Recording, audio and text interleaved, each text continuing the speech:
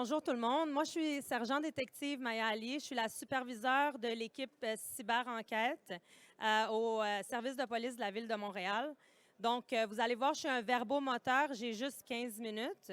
Donc, ça se peut que je vous donne plusieurs informations, mais je vais être disponible après si jamais vous avez des questions. Donc, c'est qui change pour moi? C'est ça? Ah, c'est ça, parfait. OK. Donc, juste pour vous donner un petit aperçu, le module cyber-enquête, on est une équipe de 12.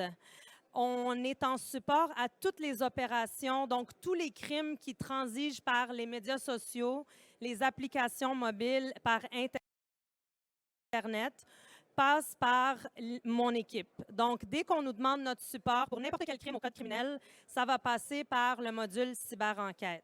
Donc, aujourd'hui, en 15 minutes, ce que je veux vous donner, c'est un petit peu un aperçu de la réalité des enquêtes qu'on reçoit au niveau criminel. C'est quoi les enjeux qu'on voit au niveau de la cybercriminalité? Et c'est quoi que j'ai trouvé que c'était la clé du succès pour réussir à contrer ce genre de crimes ou à les solutionner? Donc, la réalité en 2023, c'est qu'en date de ce matin, on avait un petit peu plus que 1500 dossiers qu'on a traités. Donc, il faut comprendre que ce n'est pas le nombre de crimes, mais c'est le nombre de crimes qui vont passer par mon équipe. Il y a des crimes qui ne vont pas se rendre à moi, donc il y a un chiffre noir qu'on ne peut pas décrire. Par contre, les dossiers qui sont passés par mon équipe, que ce soit un vol qualifié qui s'est passé suite à une annonce qui a été mise sur Kijiji ou un homicide où il y a eu des iMessages qui ont transféré. Donc, ça a passé par mon équipe et donc, on en a plus que 1500. En date de ce matin, 1510. Je vous dirais que depuis 2017, quand l'équipe a été créée au SPVM, on voit une augmentation des dossiers environ 20 à 30 à chaque année. Présentement, on est à environ 22 d'augmentation depuis 2022. Donc, vous ne serez pas surpris si je vous dis que mon équipe ne dort pas très souvent. Au niveau des dossiers qui impliquent la violence, donc, je vais vous emmener à la dernière statistique où est-ce qu'on voit Facebook, Snapchat, Instagram, YouTube et TikTok. Dans 70 des dossiers qui arrivent, il y a un crime qui va transiger par une de ces plateformes-là. Donc, au niveau des jeunes, c'est sûr qu'on envoie des nouvelles ou qui vont rester plus longtemps, comme par exemple, on voit ces temps-ci Wiz, on a vu Gas au début de 2023, on voit Omegle qui est souvent dans les dossiers où est-ce qu'il y a du leurre ou du proxénétisme. Par contre, c'est vraiment les plateformes qui reviennent le plus souvent. Et ce que j'ai vu le plus d'augmentation en 2023, c'est vraiment au niveau des dossiers où on a de la violence. Donc, c'est des gens qui vont émettre des menaces ou des propos violents à travers les applications. Et on a, sur les 1510, on a 719 dossiers où il y a vraiment des propos clairs de violence qui ont transigé.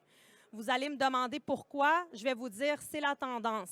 Les gens pensent que parce qu'ils sont derrière un écran ou parce qu'ils sont derrière une application mobile ou un profil de médias sociaux, ils sont anonymes et je vous dirais que c'est vraiment une mauvaise perception. Au niveau des armes à feu, j'ai vu une baisse. C'est la seule chose que j'ai vu une baisse. L'année passée, on était à 33 Cette année, on est à 14 des dossiers qui sont en lien avec les armes à feu. Fait qu'il en reste, il y en a. Il y a un chiffre noir là aussi. Par contre, on est à ça dans les dossiers. Donc oui, la réalité, elle est un petit peu sombre par rapport à ce qui transige par Internet, mais il n'en reste pas moins que c'est la réalité des enquêteurs dans mon équipe. Donc, je veux aussi démystifier la cyberviolence parce que dans tous les écrits, dans tous les articles, dans tous les comités où est-ce qu'on a des intervenants ou au niveau des commissions scolaires et académiques, on parle beaucoup de cyberviolence. Ce que je veux expliquer, c'est qu'au niveau des services policiers, la cyberviolence n'existe pas dans le code criminel. Et donc, de quantifier ou de définir la cyberviolence. Donc, c'est très difficile pour nous. Il nous faut une infraction criminelle derrière ce qui est dit comme cyberviolence. Donc, si il y a beaucoup de victimes qui vont venir dire je me suis présentée au poste de police et on n'a pas pris ma plainte ou on n'a pas compris ma plainte.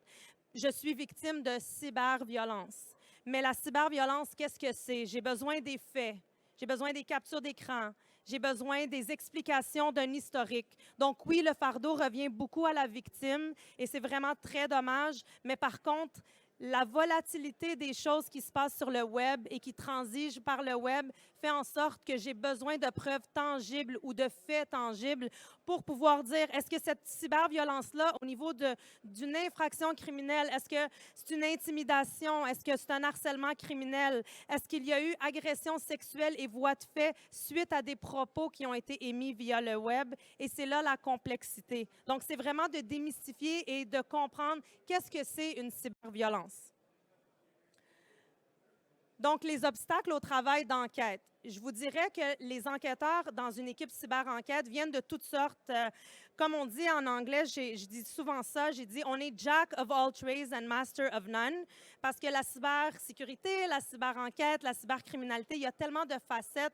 Pas tout le monde est bon pour écrire du code, pas tout le monde est bon pour retracer un rançongiciel, pour déchiffrer la crypto-monnaie ou pour retracer la crypto-monnaie. C'est un amalgame de compétences qu'on va mettre ensemble pour réussir. Alors, les enjeux qu'on voit dans le travail policier, c'est vraiment que de plus en plus, évidemment, je ne vous apprends rien aujourd'hui, le chiffrement des messages et des appels. Donc, c'est vraiment très difficile de faire un retraçage à ce niveau-là. Est-ce qu'on réussit? On réussit. Je vais vous dire tantôt comment. Je vais vous donner un mot qu'on utilise dans mon équipe pour survivre. Puis c'est ça qu'on utilise souvent. Donc, l'utilisation des alias et des services VPN. Donc, le VPN, je vous dirais, il y a à peu près 2-3 ans, on voyait que c'était les adultes qui utilisaient ça. Aujourd'hui, on voit ça chez des crimes qui sont commis par des jeunes de secondaire 1 et secondaire 2. Ils savent c'est quoi un VPN, ils savent c'est quoi des adresses courriels pour se cacher. Puis je vais passer le message aux deux petits-enfants en arrière. On ne peut pas se cacher sur Internet, on va vous trouver, OK? Donc, l'offuscation des métadonnées. Donc, les métadonnées qui sont derrière les photos, donc les EXIF. Avant, quand on mettait quelque chose sur le web, on avait accès à ces EXIF-là. Par contre, aujourd'hui, les compagnies vont retirer ces EXIF-là, vont les garder à leur niveau. Donc, c'est vraiment un autre enjeu qu'on voit. On a aussi des outils axés sur la vie privée, évidemment, les crypto-actifs. On parle de Monero, on parle de Bitcoin et on va utiliser aussi le dark web et Tor. Donc, ça, c'est toutes des choses qu'on voit dans notre quotidien à tous les jours. On a le chiffrement des appareils, même avec un accès physique, et on a aussi le peer-to-peer. Ça, c'est, je vous dirais, au niveau technique. Donc, on a beaucoup d'enjeux auxquels on fait face. Chaque dossier est traité comme cas par cas. Par contre, d'autres obstacles au travail, c'est la juridiction territoriale. Donc, comme vous savez, on est au Canada. Malheureusement, le droit canadien est un petit peu désuet par rapport à l'utilisation des technologies. Donc, la technologie avance beaucoup plus vite que notre droit. Et la plupart des compagnies ne sont pas canadiennes, vont être outre-mer. Donc, on a cet enjeu-là au niveau de la juridiction, comment on applique la loi et comment on impose nos lois à des compagnies qui sont à l'extérieur. Donc, un autre enjeu auquel on doit faire face.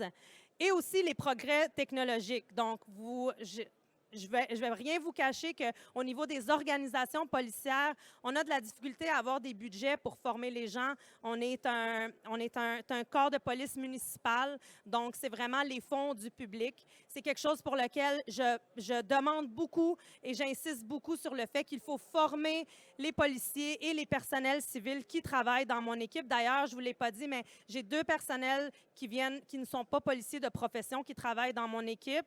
Ils sont là d'ailleurs ce matin pour ne pas attirer l'attention sur eux. Et j'ai 10 policiers de carrière. Donc, c'est vraiment un amalgame. C'est une équipe hybride. C'est une petite équipe, mais on fait beaucoup de miracles quand même. Donc, le progrès technologique fait qu'on a besoin d'une formation continue. Puis ça, c'est un autre des enjeux. Et évidemment, les ressources limitées. Donc là, ce que je viens de vous dire, c'est qu'on a traité 1510 dossiers. Pendant que je vous parle, il y a d'autres dossiers qui sont en train de rentrer avec une équipe de 12. Et il n'y a aucun dossier qui n'est pas urgent parce que Internet, ça bouge vite et la preuve, elle est volatile. Donc, tout s'efface. Alors, on travaille, on rame à contre-courant et les enquêteurs travaillent très fort. Il y a toujours quelqu'un qui travaille à cyber-enquête sur appel 24 heures sur 24, 7 jours sur 7, parce qu'une menace à la bombe, ça peut se passer autant à 6 heures le matin qu'à 2 heures de l'après-midi. Donc, il y a tout le temps quelqu'un qui va travailler pour l'imminence de danger. Ça, c'est nos obstacles. Donc, pour conclure, quelles sont les solutions? Il n'y a aucune solution magique à part celle que j'ai trouvée là. Ça fait 13 ans que je suis en cyber-enquête. Je donne les cours à tous les enquêteurs par rapport à la cyber-enquête. Et donc, je peux vous dire qu'il n'y a pas de recette magique à part l'amalgame que j'ai mis ici.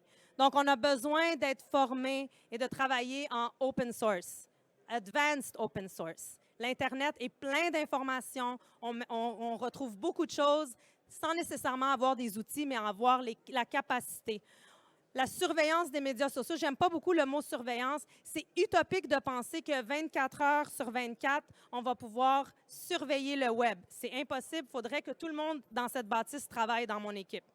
Puis même à ça, je ne pense pas que c'est réaliste. Donc, c'est vraiment d'être présent sur le web et d'être à l'affût des demandes qu'on va avoir, de connaître les nouvelles technologies et les nouvelles applications et tendances. Évidemment, on doit faire des achats contrôlés. Donc, on fait de la cyber-infiltration. On va travailler sur le web. On va infiltrer des milieux. On va faire des enquêtes en faisant des achats ou en ayant des comptes de profil où est-ce qu'on va transiger avec des suspects. La clé du suspect, je vous dirais, c'est la 3e colonne. Donc, c'est vraiment la collaboration. J'ai commencé en 2011 à faire ce travail et je me suis inscrite dans tous les comités possibles, autant au niveau du privé que du public et les autres organisations policières. Et il faut s'impliquer.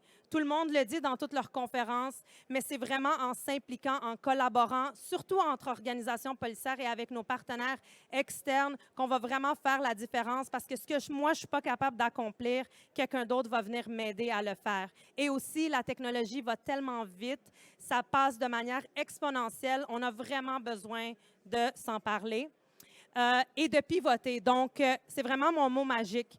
Donc, j'aime beaucoup dire que l'être humain, on est une bête de routine. Et donc, quand on travaille sur le web, il faut savoir pivoter. Avec tous les enjeux qu'on voit au niveau de la technologie, donc l'anonymat, le peer-to-peer, l'obfuscation des données, il faut savoir pivoter sur le web. Donc, si ça ne marche pas, il faut essayer d'autres choses et essayer d'autres choses. Et c'est cet amalgame de pivotage qui va faire qu'on va réussir à solutionner les enquêtes.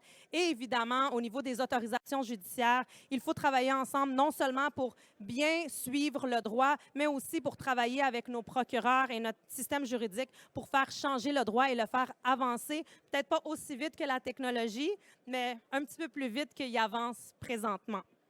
Donc, c'est tout pour moi aujourd'hui. Si jamais vous avez des questions, ça va vraiment me faire plaisir. Je ne sais même pas combien de temps il reste, mais j'ai parlé très vite. Il me reste 2 minutes, fait que si jamais vous avez des questions, ça va me faire plaisir, puis je vais être sur le côté. Merci beaucoup.